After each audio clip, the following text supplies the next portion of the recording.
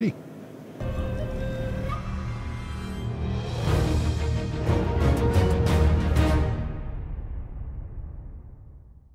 and welcome back to coverage here at Grand Prix Oklahoma City. I'm Marshall Sutcliffe in the booth. I'm with the Ben Sec, and we are ready for semifinal action here. We've got a nice matchup, Titan Shift versus Tron. You like big effects? You've come to the right place because these two gentlemen have, well, they've packed a bit of a punch in their modern deck here this weekend. Seth Manfield, #1 in the world right now, playing black-green Tron. On the other side, it's Larry Lee playing Titan Shift, and it's going to be a race. Now, one of the things that we know, of course, Seth here is on the play having a higher seed coming in, and that's a big deal. Yeah, absolutely a great deal. And if he's able to actually assemble Tron on turn 3, means he has access to Karn Liberated, and that really, really makes it tough for Larry to win. But Larry with, the best start he can have with a Search for Tomorrow. You think he'll find it? Tomorrow always comes. Well, the one time it doesn't, you certainly know. Chromatic Sphere for Seth is going to get cracked, and he's going to play a Star. Crack that. He's just sort of cycling through after having played a Forest. One thing that we know right away, no turn 3 Tron here for Manfield. Right, no, and this makes a big difference. He obviously doesn't even have a second piece of the Tron because he'd more than likely play that. And this is interesting because he's probably going to find one here with Ancient Stirrings. Yep. Now maybe, we know how Tron works. We learned this lesson earlier, didn't we, TBS?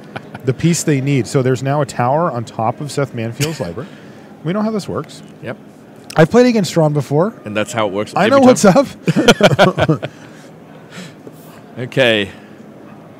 Let's see if Larry can put a bit of pressure on Seth. I mean, the optimal play is some sort of ramp spell, either a Farseek or a Secure Tribe Elder here. Right, and that is why they play all of the copies of both of those.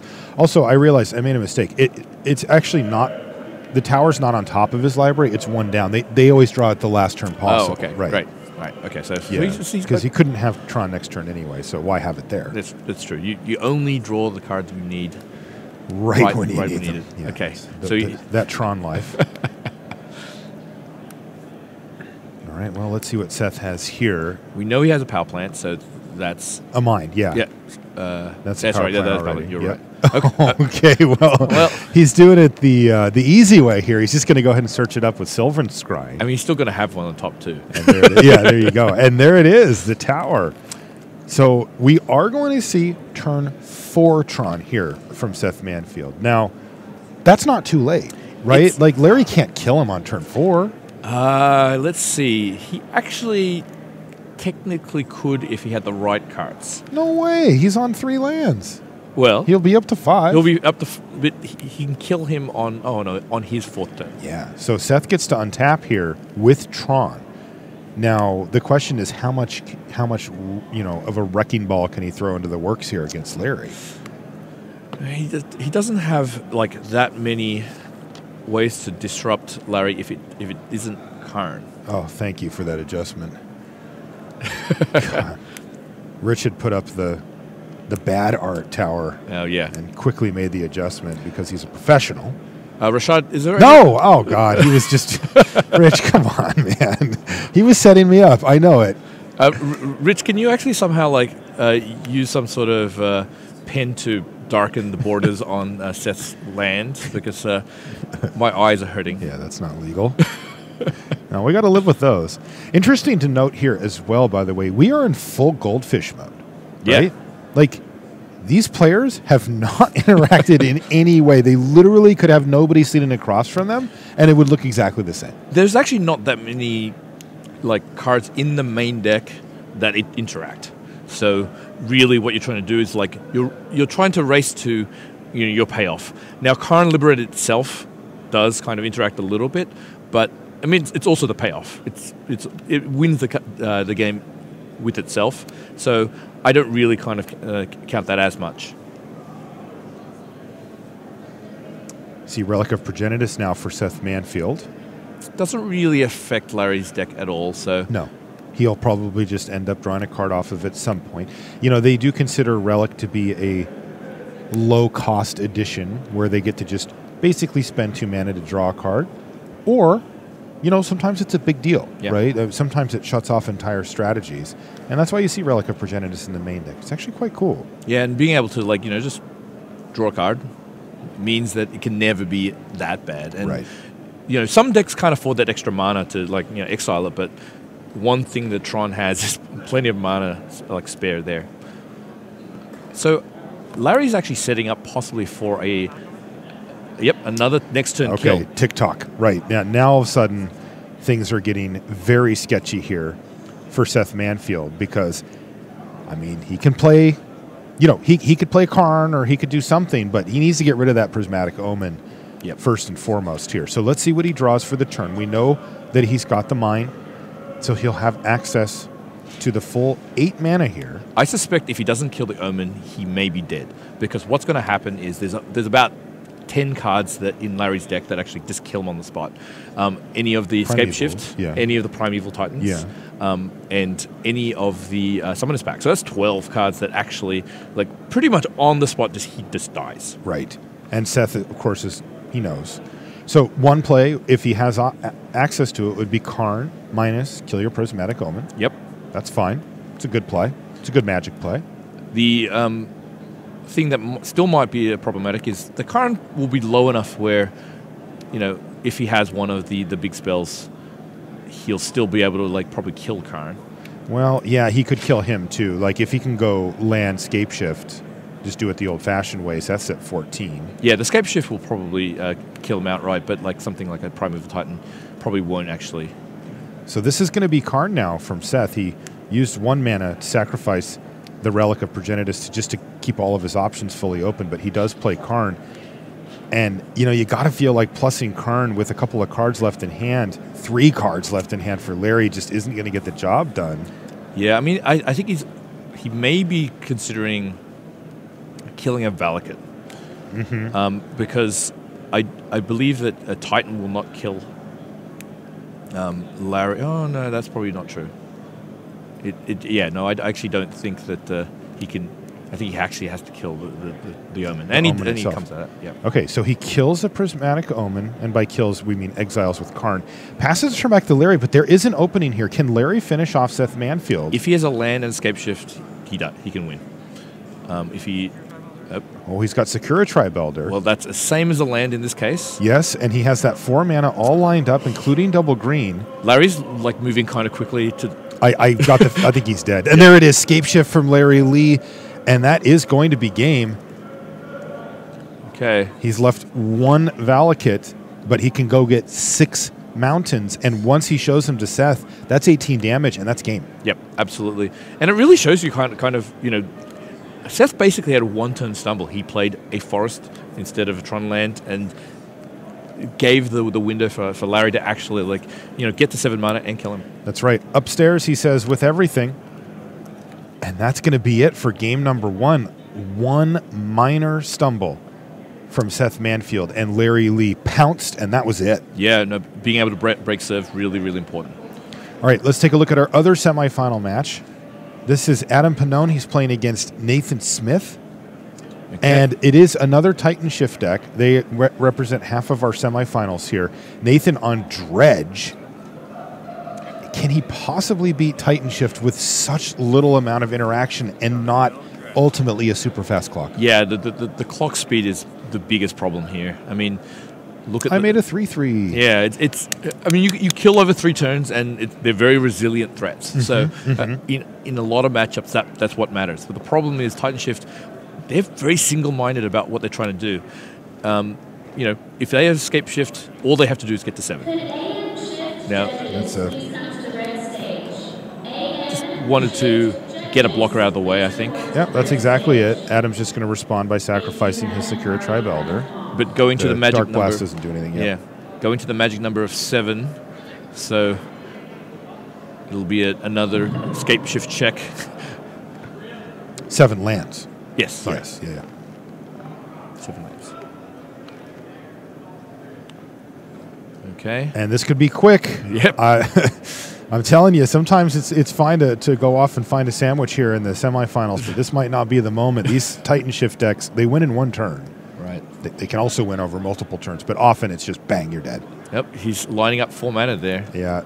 Yep. I see the fish swimming through the trees, and looks like it's going to do it here with Nathan at a paltry 15 life. But look, not conceding. Sure, make him show you. These Scape Shift decks are very resilient, though. You know, there used to be versions that ran blue, and they even ran Cryptic Command, right? I mean, they were that blue, and you actually did have to kind of wrestle with the number of mountains that you had and be careful that you had enough to bring them all into play. But, you know, these red-green versions don't seem to have that issue at all. Yeah, the blue versions really relied on Prismatic Omen a lot of times because that's how you kind of fix your mana, allows you to play triple blue spell. Yep. And there we go, 36 damage. I don't think he's on 37. Nope. So that's going to be game 1 going to the other Titan Shift player, Adam Pannone. Well, are we going to see an all Titan Shift finals? Very, very possible. I mean, I still like where Seth is. I mean, obviously, being a whole game down, he's not he's not a favorite. He's not a favorite. Yeah. But at any individual game, I still kind of like where he's at. Okay.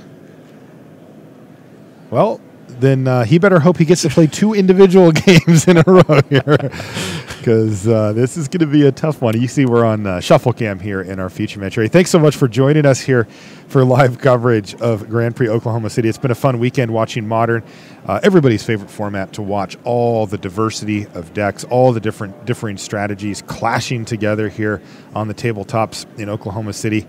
And, I thought maybe we'd have Lantern guy Zach Elsick run it back. He had a really good run on day 1. Yeah, not a great day 2, unfortunately. Yeah, day 2 it fell apart on him a little bit. So we're going to see something a little more traditional win here, right? These are all known decks. Yep. And with so many decks in the format, and getting to see what does well is really, really important. But there's a lot of eyes on this tournament because the next Pro Tour is Modern, and we haven't had a Modern Pro Tour for a while. And so every bit of information about the metagame is actually really important for the pros that are intending to play in the Pro Tour Rivals of Ixalan in Bilbao, Spain. So, and on top of that, there's a bunch of team-constructed GPs next year, and so Modern is a part of that. And so a lot of people are going to find out what decks they are going to be playing from this metagame. Did see a lot of Tron here this weekend, TBS. I thought that was kind of interesting. Yeah, 3 made top 8, 2 mono green ones, 1 black green one. One of the reasons why I think it did quite well, it was advocated by a lot of the good players. I believe that Corey Baumeister was actually one of the people that was trying to convince everyone what to play. I mean, he actually told Seth that he should be playing black green Tron. I think there were other couple players who Corey was able to convince. Corey actually did quite well, just a little bit out of the elimination rounds. I think Corey was his... just let me double check where he came. Corey Baumeister. I thought I saw him on this list somewhere. Maybe. In any case. There's a Burkhart. There is a Corey Burkhart playing his very, very classic Grixis Control.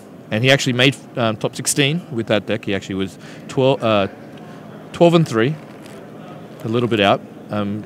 Steve Rubin, also another person I think that was convinced by Corey Baumeister to play black-green. He came 12th. So, geez, that is a good performance. I mean, these are also great players, of course. Right, and I think that's why we saw a lot of Tron, because a lot of the great players, a lot of the pros that are, really, really understanding how to play a lot of these modern matchups, they're playing Tron. So naturally, you'll see a little bit more, especially in the feature match area. Some other notables that did quite well. Sam Black, he actually was playing Lantern, and he came 20th. Sam Pardee came 34th. Ifro, we saw him do pretty well on day 1. Thought he was going to make the top 8. Yeah, but he went 11-4. He was playing Burn. Mm-hmm. And Burn is actually one of those decks where I think is quite good against Tron, because it doesn't get locked down, but like killing a permanent does not really beat it. And so you can just go straight upstairs with all the burn spells.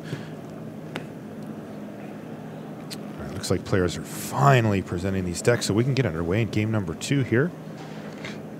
Is it going to be Black-Green Tron in the hands of numero uno, Seth Manfield? 4 p.m. unstable drafters. Next round periods are up. 4 p.m. unstable drafters. Next round periods are going Seth up. Manfield, with his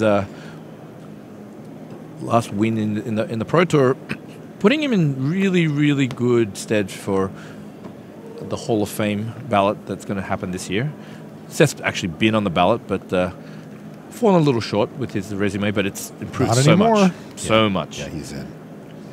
I mean, World Championship, Pro Tour win, 4 top 8s. There's very little that he hasn't done. I think he's won 5 Grand Prix. Yes. That's and over a long period, too. He had his first Grand Prix success when he was quite young. right. And he's still just going at it. Yeah, Seth is a force to be reckoned with. There's no doubt about it. And his career reflects that.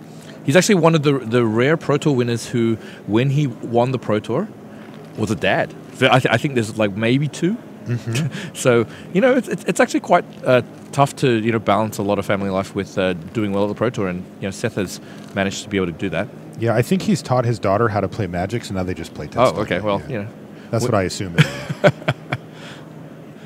Look for Ms. Matt Manfield on the Pro Tour very soon. That's right. Or in like 10 years. She's still pretty young.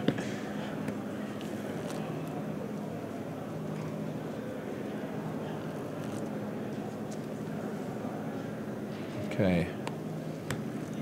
Important Larry breaking serve there, so he actually will only have to play against Seth one more time on the play. And that certainly would have made the difference. Oh, no. Going to 5, though, for Larry Lee. Yeah. What do you make of mulliganing with the Titan Shift deck? I mean, it's not great because really you just need a volume of cards you need to get up to 7 land, and then you need to have, a specific card. Larry actually had an interesting hand. He actually had 3 lands in his hand. So he had 6 cards, 3 lands. He had Mountain, Valakut, Escape Shift, Farseek, and a Titan. So 3 great cards in green, only red mana. If he actually got a single green in the next couple turns, he actually, may have been able to get out that, but he didn't think it was good enough. I would have kept it. I'm spinning the wheel on that one. Larry's keeping this one. Actually, it looks like a pretty good hand too. He has a Search for Tomorrow, 2 lands, Escape Shift, and a Titan. And being on the draw, the double mulligan will hurt him a little bit less.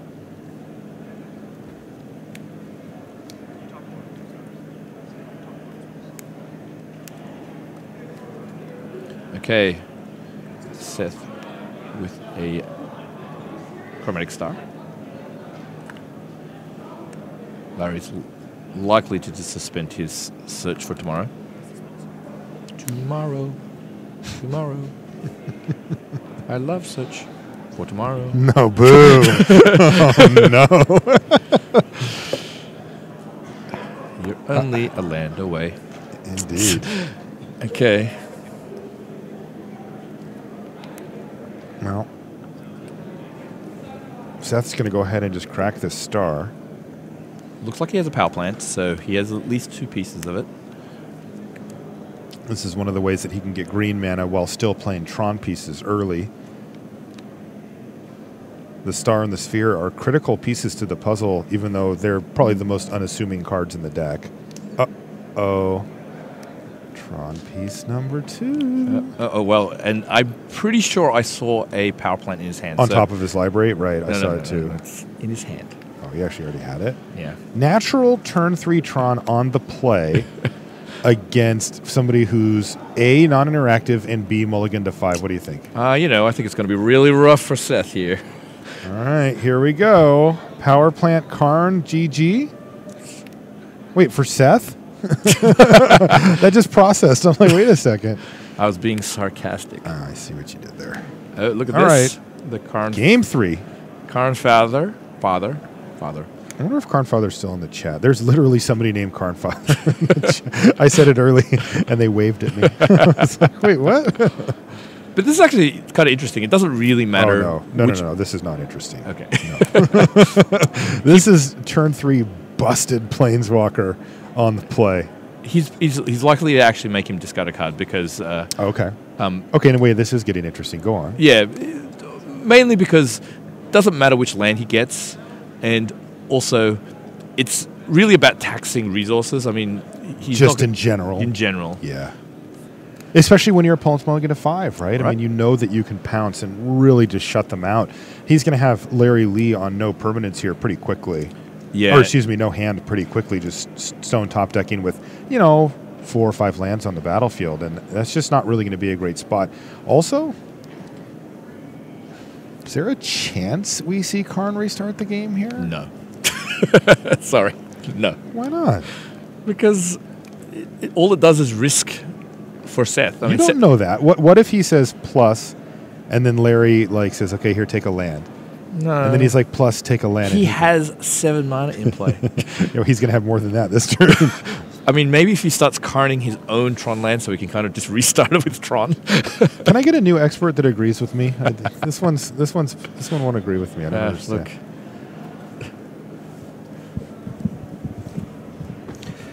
Hi, Marshall. How are you? Oh, I got a new expert. Hey, what's up? You have a I was question? thinking, do you think that Karn liberated Myco Ultimate this game? Oh my God, that looks. I would say there's about a 98.7% chance of that happening. But you have to factor in that Seth is a pretty unusual player who takes some pretty unusual lines, and it is just about conceivable that he might decide that he has an edge in this one at the Can somebody bring moment. me my old expert back again? Okay, here's Ben. Ben, I owe you an apology, and you were right. He minus Karn the next turn. I mean, how do you like my British accent? It was pretty good, right? You have a British accent now. It's true. I'm American. I can't tell the difference. We're all the same. Yeah, you Austrians, Whoa. All right, game over. And that's why we had a bit of fun with that one, because effectively that game was over when the Karn hit the battlefield there. But we are going to get a chance to see a Game 3 decider, and this one, I hope, is a little more interactive, a little more interesting than that. In the meantime, let's jump back over to the other Titan Shift player still in the field. That's Adam Pannone. He is up against Nathan Smith with Dredge, and he's up a game. What do you make of this battlefield/graveyard situation here? Doesn't have much of a clock. Doesn't look like he's actually disrupted too much, so I know he has access to Thoughtseize. It doesn't look like he has one in the graveyard, so I think that I'm still very much on the Titan Shift side. It's having an effective 5 land with that Sakura Tribe Elder. I can't... I think I got a glimpse of a Scape Shift in hand, and really no imminent danger for Adam.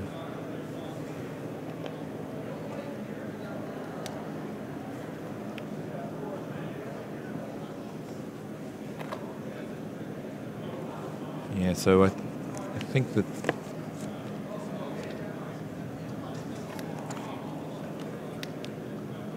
Adam deciding to sacrifice his Sakura Tribe Elder, going 5 land.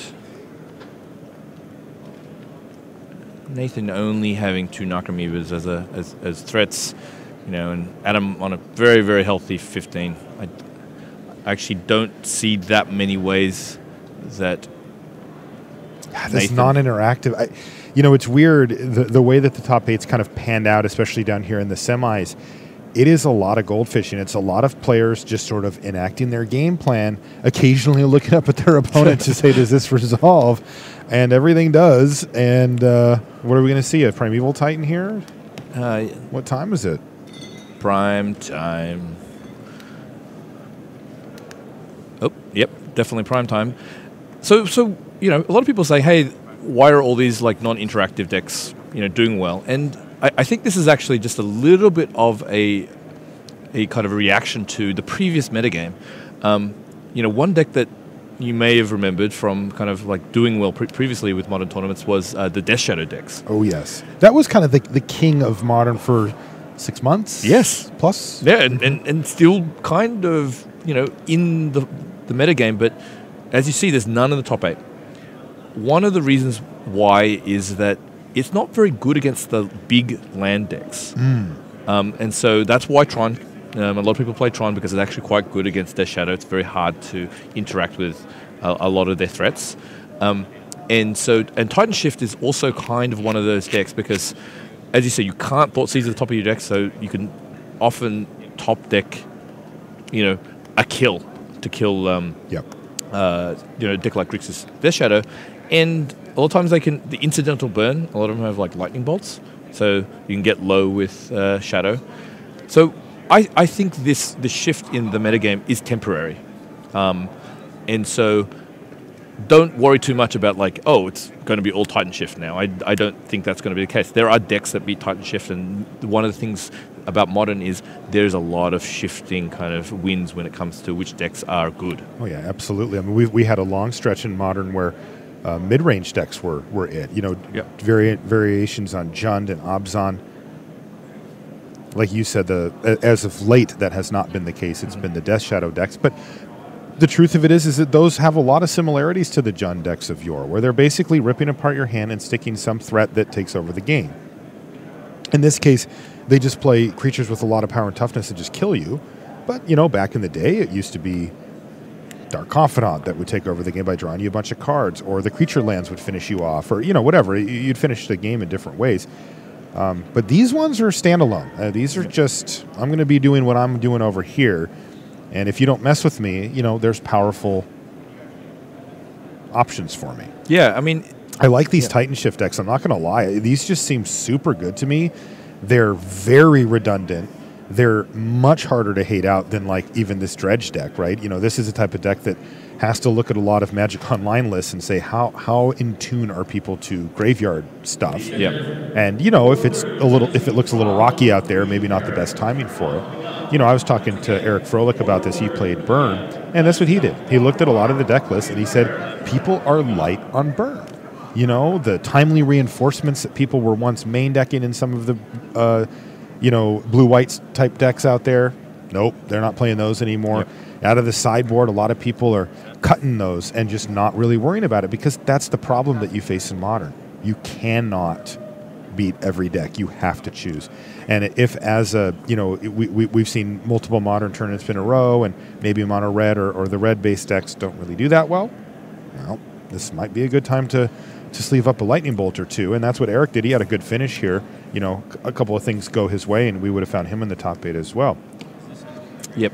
A lot of the control decks actually can have really good game against Titan Shift because they can actually play some of the land disruption, either Tectonic Edge or Field of Ruin, and have counterspells for the Scape Shift, the Titans, and things like that. Okay, so let's watch this turn here from Adam.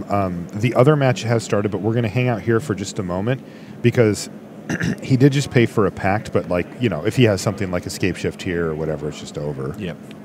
I think I saw one, but I could be mistaken.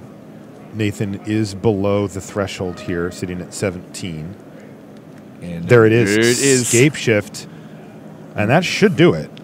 Yep. There's 2 Valakuts. He can sacrifice 7 lands. Yeah, no, I mean... It's plenty. I don't think there's going to be a mistake in this one. Yeah, I do almost feel compelled to stick with this just because of what happened in the quarterfinals, but... No, but I think we're safe here. So why don't we go back to our main match and assume here that Adam Pannone is going to be our first finalist. When we get full confirmation, I will let you know about that as well. Okay, so Larry with a reasonable start, but the second turn Valakut a little bit slow. What's on top of his deck? Well, or in his hand. I mean, look at this Warping Whale to counter Search for Tomorrow. And this is kind of the fight that you can fight against them, is basically every one of these cards is a land on the battlefield. Hey, look, another one, right? And Seth just said, I'm going to trade this card for a land on the battlefield from you. And does he have turn 3 Tron? If he has that turn 3 Tron and starts going for the land, I think that's actually really good. That's a huge game, right? Really good situation for Seth. Does he have it? He needs a mine. Oh, he's making some room for a land. No, it's not a mine. It's a Sanctum of Ugin. Okay, so he has it next turn. Next turn he has it. Now, again, we find ourselves in a similar spot where Larry can't kill him next turn, but he can advance his board significantly on this one-turn window that he's got. Yeah, so he does have an Omen in his hand, and that allows him to kill one turn earlier, or at least 1 mana earlier. Because turns and mana do not line up with his deck. Not with this deck. That's the whole point. Yeah.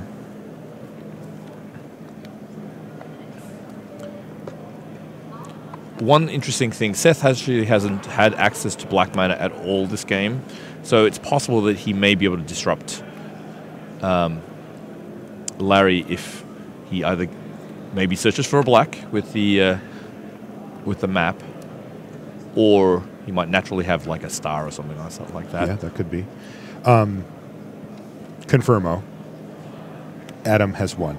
So our first finalist is Adam Pannone with Titan Shift. And if Larry wins this, we will have a Titan Shift mirror. Yeah. If not, it's going to be this matchup all over again in the finals, except for Seth Manfield will be playing against Adam instead of We're going to really have to find, if it's Titan Shift versus Titan Shift, it'll be who is king of the mountain. King of the... Yes? What mountain? I don't know. It's king of the hill, but it's like... Really Oh, yeah, King of the Valakut. Yeah, I like it. I'm in. King of the volcano. Okay, Seth is going to go ahead and crack the expedition map, assuming he's going to go get an Urza's Mine. But he is facing down a very scary board now. Yeah, I mean... 6 lands plus a Prismatic Omen is like, if he lets him untap, he could easily just die on the spot. Yeah, and the thing is, I mean, the Prismatic Omen is such that he may actually have to Karn, if he has Karn, kill the Prismatic Omen, leaving Larry with the opportunity to actually play Primeval Titan, if he has one. Now, Seth should be at 17 here, though, right? Larry has a Prismatic Omen, played the Cinderglade, that is a mountain. All of his lands are mountains. Yes. He has a Valakut. Did he miss that, perhaps? I think he may have, actually. We'll get a confirmation from the table. That is interesting. Maybe it just doesn't matter because the Omen pushes it so far over the top. But if the Omen dies this turn, maybe it matters. Yeah, because I always think in terms of threes, Yep. right? And 18 is like the natural number that you hit for a deck like this. Oh, we confirmed life totals. They are right, and I think he just missed it. Okay. His Sphere. He has Tron. Right. So He's even got a Sanctum. I wonder if he went for black or green. That would actually really let us know what's good- happening. But we'll find out pretty soon. Yeah, we get a little sweat out of it rather Yeah. than... Because if he's going for green, he might be digging around with Ancient Stirrings. If it's black, he might have a Thoughtseize. Right. Or one of the collective brutalities that he actually has in the sideboard. Oh, yeah, good point. Oh, that would be nice. Okay, it looks like maybe he's just going to tap his land to play Karn, maybe. Well, then he overtapped. No, it's a try. Right. There we go. Okay. So he does play Karn, which is going to allow him to kill the Prismatic Omen. He has the Sanctum of Ugin to go get him his next big threat. Does he die in the interim? So I have had a little glimpse at Larry's hand. I saw a Tireless Tracker, which is not good right now. And I don't believe he has a Escape Shift or a Titan right now. So if that is the case, Seth is in much, much better position. He went and got a World Breaker. Yeah, he just needs to pressure the mana base, needs to get it out of range of a top decked. So he's just going to be Stone Raining here for the next couple of turns, assuming that he's alive to do so.